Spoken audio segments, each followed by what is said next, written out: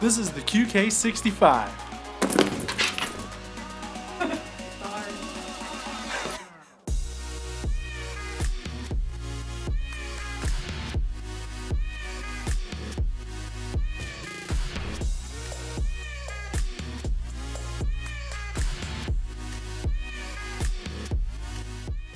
So if you've been living under a rock, this is the QK65, the most hype board of 2022. It's a 65% keyboard from QWERTY Keys, who is the sister company of the studio that brought you the legendary Jelly Epoch, Mr. Suit, the OwlLab Spring, and the Voice 65. This board boasts a typing angle of 7.5 degrees, a front side height of 19.5 millimeters, and weighs in around 1.76 kilograms, aka 4 pounds. USA!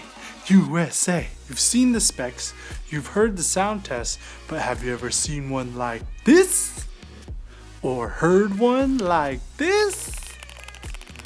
Today we check out a split backspace, stepped caps, split left shift, ISO, Sangang layout, aluminum half plate QK65 that's hot swappable. Hell yeah. I have the black chroma version with the soldered PCB because I hate my life. Please like and subscribe. Now you're probably wondering, why would you ever get the soldered PCB when they offer hot swap? Which brings us to today's topic. Although convenient, the hot swap PCB only supports a standard ANSI layout with steps cap support. The soldered version gives us the ability to split backspace, split left shift, use ISO enter key, and choose between standard or Sangang bottom row. If you're like me and have too many 65s, being able to switch these options around is sick in my opinion.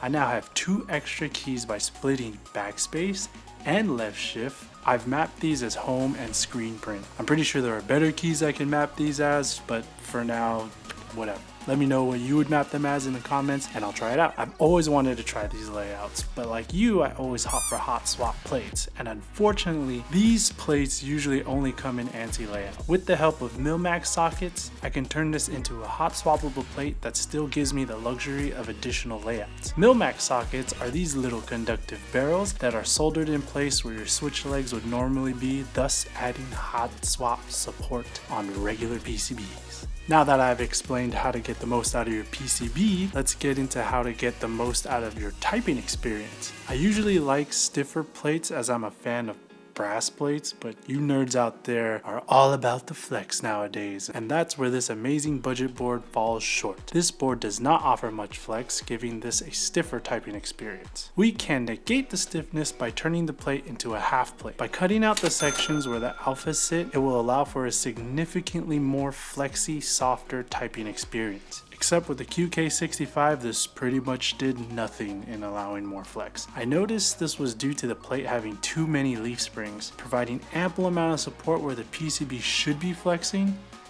so off they went. The last and final mod was dremeling out the USB port to allow some more space for the PCB. Just look at this bad boy flex now.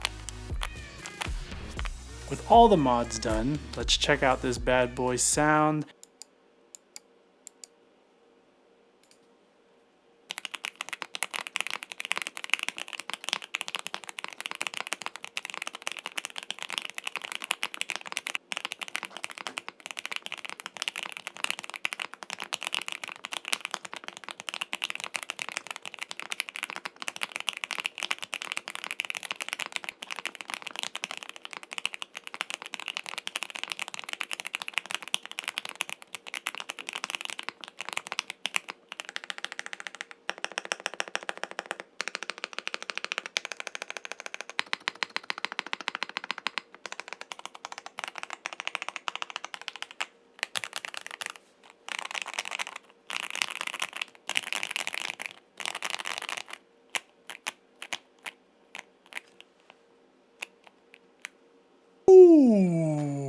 All the mods done to this plate takes this board to a whole nother level. Try it out for yourself. Thank me later. The QK65 will constantly be rolled out per QWERTY keys, and a second batch will be dropping soon in the future. It will be an unlimited group buy, and this time around you will be able to choose the color to the top case and weight. They also will be offering colors that they didn't offer in the first batch. The link will be in the description below. And that's the video. Please comment what you liked and didn't like. Do all the things, like and subscribe, whatever, or don't. See you in the next one.